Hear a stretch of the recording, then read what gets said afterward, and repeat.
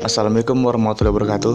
Perkenalkan, saya Muhammad Reza Sapalevi dengan NIM 211-35035 dari kelas Kewarganegaraan A, Program Studi Administrasi Publik Angkatan 2020, Universitas Riau. Kali ini saya akan membahas 5 materi ujian akhir semester Kewarganegaraan A. Yang pertama, hakikat sentralisasi, otonomi daerah, dan desentralisasi. Yang kedua, rumusan visi otonomi daerah. Yang ketiga, prinsip pelaksanaan otonomi daerah. Yang keempat, sejarah otonomi daerah di Indonesia. Dan yang kelima, pembagian kewenangan antara pemerintah pusat dan pemerintah daerah dalam otonomi daerah. Baiklah, materi yang pertama adalah hakikat sentralisasi, otonomi daerah, dan desentralisasi. Bagian 1, sentralisasi. Sentralisasi adalah sebuah penyerahan kekuasaan dan juga wewenang pemerintahan secara penuh kepada pemerintah pusat. Pemerintah yang dimaksud dalam asas tersebut merupakan presiden dan dewan kabinet. Sedangkan yang dimaksud dengan wewenang adalah kewenangan politik serta kewenangan administrasi. Kewenangan politik merupakan sebuah kewenangan yang membuat dan juga memutuskan kebijakan. Sedangkan yang dimaksud dengan kewenangan administrasi adalah sebuah kewenangan dalam menjalankan kebijakan. Ada beberapa keunggulan dari sistem sentralisasi ini. Yang pertama, totalitarisme penyelenggaraan pendidikan. Yang kedua, keseragaman manajemen sejak dalam aspek perencanaan, pengelolaan, evaluasi, hingga model pengembangan sekolah dan pembelajaran. Yang ketiga, keseragaman pola pembudayaan masyarakat. Yang keempat, organisasi menjadi lebih ramping dan efisien karena seluruh aktivitas organisasi terpusat sehingga pengambilan keputusan lebih mudah. Sentralisasi ini juga memiliki kekurangan seperti kebijakan dan keputusan pemerintah daerah dihasilkan oleh orang-orang yang berada di pemerintah pusat sehingga waktu untuk memutuskan suatu masalah menjadi lebih lama.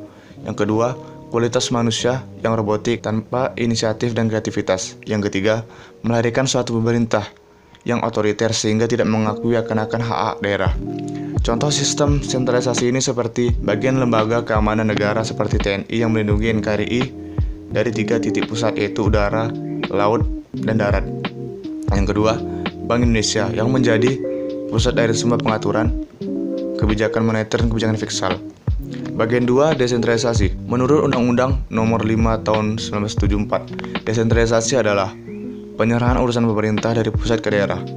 Pelimpahan wewenang kepada pemerintah daerah semata-mata untuk mencapai suatu pemerintahan yang efisien. Pelimpahan wewenang tersebut menghasilkan otonomi. Otonomi itu sendiri adalah kebebasan masyarakat yang tinggal di daerah itu sendiri untuk mengatur dan mengurus kepentingannya sendiri. Kelebihan asas desentralisasi ini seperti struktur organisasinya merupakan pendelegasian wewenang dan memperingan manajemen pemerintah pusat. Yang kedua, mengurangi bertumpuknya pekerjaan di pusat pemerintah. Yang ketiga, pemerintah daerah tak perlu menunggu instruksi dari pusat. Meskipun desentralisasi ini mempunyai kelebihan, ada juga kekurangan yang harus dilaksanakannya. Yang pertama, besarnya organ pemerintah sehingga membuat struktur pemerintahan menjadi tambah kompleks dan bisa mengakibatkan lemahnya koordinasi. Yang kedua, keseimbangan dan kesesuaian antar macam-macam kepentingan daerah mulai terganggu. Yang ketiga, desentralisasi teritorial mendorong timbulnya paham kedaerahan. Contoh asas desentralisasi ini seperti Dinas Pendidikan menjadi pengatur bagaimana pola pendidikan yang akan dijalankannya. Bagian 3, otonomi daerah. Menurut Undang-Undang Nomor 32 Tahun 2004, otonomi daerah adalah hak, wewenang, dan kewajiban daerah otonomi untuk mengatur dan mengurus sendiri urusan pemerintahan dan kepentingan masyarakat setempat sesuai dengan peraturan perundang-undangan yang berlaku. Maksud dari tujuan otonomi daerah ini adalah supaya tidak terjadi pemusatan dalam kekuasaan pemerintah dan pada tingkat pusat sehingga jalannya pemerintahan dan pembangunan berjalan lancar. Yang kedua, supaya pemerintah tidak hanya dijalankan oleh pemerintah pusat, tetapi daerah pun dapat diberi hak untuk mengurus sendiri kebutuhannya. Yang ketiga, supaya ada kepentingan umum, suatu daerah dapat diurus lebih baik dengan memperhatikan sifat dan keadaan daerah yang mempunyai kekhususan sendiri. Adapun manfaat dari otonomi daerah tersebut adalah otonomi daerah dapat dilaksanakan sesuai dengan kepentingan dan kebutuhan rakyat. Oleh karenanya diharapkan otonomi daerah dapat menjadi media agar rakyat mampu menyalurkan partisipasinya dalam mewujudkan kesejahteraan daerah. Yang kedua, memangkas prosedur birokrasi yang rumit dan sangat terstruktur pada pemerintah pusat. Penyelenggaraan pemerintah menjadi lebih efisien sebab para pejabat pemerintah pusat tidak lagi diwajibkan untuk turun ke daerah setiap bulannya untuk memantau jalannya pemerintahan di daerah. Tantangan dalam pelaksanaan otonomi daerah. Gagasan pelaksanaan otonomi daerah adalah gagasan yang luar biasa yang menjanjikan berbagai kemajuan kehidupan bangsa dan bernegara yang lebih baik. Namun, dalam realitasnya, gagasan tersebut berjalan tidak sesuai dengan apa yang dibayangkan. Pelaksanaan otonomi daerah di Indonesia pada gilirannya harus berhadapan dengan sejumlah tantangan yang berat untuk mewujudkan cita-citanya. Pelaksanaan otonomi daerah di Indonesia pada gilirannya harus berhadapan dengan sejumlah tantangan yang berat untuk mewujudkan cita-citanya. Tantangan dalam pelaksanaan otonomi daerah tersebut datang dari berbagai aspek kehidupan di masyarakat. Di antaranya adalah tantangan di bidang hukum dan bidang sosial budaya. Pada gilirannya, pemerintah harus berhadapan dengan keadaan di mana mereka harus memahami peraturan perundang-undangan hasil judicial review. Tanpa adanya pemahaman yang baik dari aparatur, maka bisa dipastikan pelaksanaan otonomi daerah di kabupaten atau kota di Indonesia menjadi kehilangan maknanya. Hal ini merupakan persoalan hukum yang sering terjadi di mana-mana, di mana peraturan perundang-undangan tidak sesuai dengan realitas hukum masyarakat sehingga kehilangan nilai sosialnya dan tidak dapat dilaksanakan. Materi ketiga ialah rumusan visi otonomi daerah. Visi otonomi daerah memiliki 3 visi. Yang pertama, politik, ekonomi, dan sosial. Politik harus dia pahami sebagai sebuah proses untuk membuka ruang bagi lahirnya kepala pemerintahan daerah yang dipilih secara demokratis, memungkinkan berlangsungnya penyelenggaraan pemerintah yang responsif. Kedua, ekonomi. Terbukanya peluang bagi pemerintah di daerah mengembangkan kebijakan regional dan lokal untuk mengoptimalkan pendayagunaan potensi. Yang ketiga, sosial. Menciptakan kemampuan masyarakat untuk merespon dinamika kehidupan di sekitarnya. Materi ketiga ialah prinsip pelaksanaan otonomi daerah. Otonomi daerah sendiri memiliki 3 prinsip. Yang pertama, otonomi seluas-luasnya, otonomi nyata, dan otonomi bertanggung jawab. Yang pertama, otonomi seluas-luasnya. Prinsip ini berarti bahwa daerah diberi kewenangan untuk mengatur semua urusan pemerintahan di luar urusan pemerintah yang ditetapkan undang-undang. Yang kedua, otonomi nyata. Prinsip ini berarti otonomi diberikan untuk menangani urusan pemerintah pada dasar tugas, wewenang, dan kewajiban yang telah ada, serta berpotensi untuk hidup dan berkembang sesuai potensi serta kekhasan daerahnya. Yang ketiga, otonomi bertanggung jawab. Prinsip ini berarti penyelenggaraan otonomi harus berjalan dengan tujuan dan pemberian kewenangan itu. Materi yang keempat adalah sejarah otonomi daerah di Indonesia. Pada tahun 1903, pemerintah Belanda menetapkan satu undang-undang yang memungkinkan adanya daerah otonom yang memiliki kewenangan mengurus keuangan sendiri.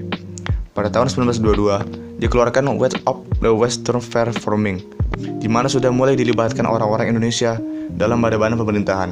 Sejak inilah orang-orang Indonesia dimulai diberi pendidikan politik.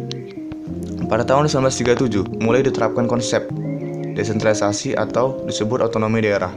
Namun, yang disebut otonom adalah hak untuk membantu pelaksanaan pemerintah pusat.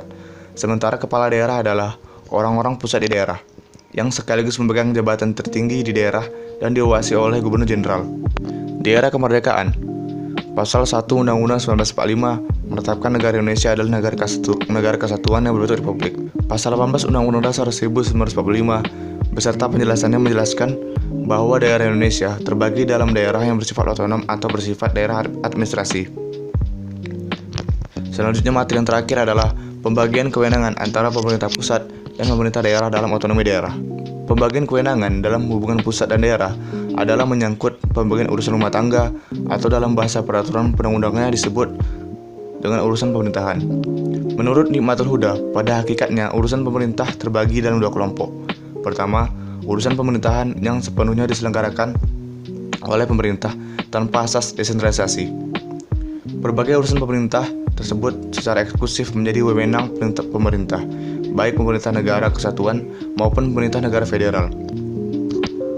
Sejumlah urusan pemerintahan tersebut diselenggarakan dengan asas sentralisasi, dekonsentrasi, dan tugas pembantuan. Kedua, meski sejumlah urusan pemerintahan lain dapat diselenggarakan dengan asas desentralisasi, berbagai urusan pemerintahan tersebut tidak pernah secara eksklusif menjadi wewenang daerah otonom. Di luar dari sejumlah urusan pemerintahan yang tidak dapat diselenggarakan oleh pemerintah subnasional, Medik menjelaskan bagian dari urusan pemerintahan tersebut juga menjadi wewenang pemerintah, sementara bagian-bagian lainnya didesentralisasikan. Bahwasanya konsep pembagian wewenang antara pemerintah pusat dan daerah dalam Negara Kesatuan Republik Indonesia dalam rangka otonomi daerah seluas-luasnya berdasarkan Undang-Undang Negara Republik Indonesia tahun 1945 adalah negara Republik Indonesia sebagai negara hukum yang berdasar sistem konstitusi. Maka dalam setiap tindakan hukum mengenai konsep hubungan hubungan kewenangan antara pusat dan daerah harus dibangun melalui peraturan perundang-undangan, sehingga kewenangan yang merupakan salah satu bentuk kekuasaan memiliki legitimasi, yang nantinya terhadap hubungan kewenangan tersebut memiliki legitimate power. Mungkin hanya sekian yang bisa saya sampaikan. Jika ada kesalahan penyampaian kata, harap dimaklumi dan mohon dimaafkan. Terima kasih kepada semuanya yang telah mendengar penyampaian materi saya. Saya akhiri, wabillahi taufiq wa hidayah. Assalamualaikum warahmatullahi wabarakatuh.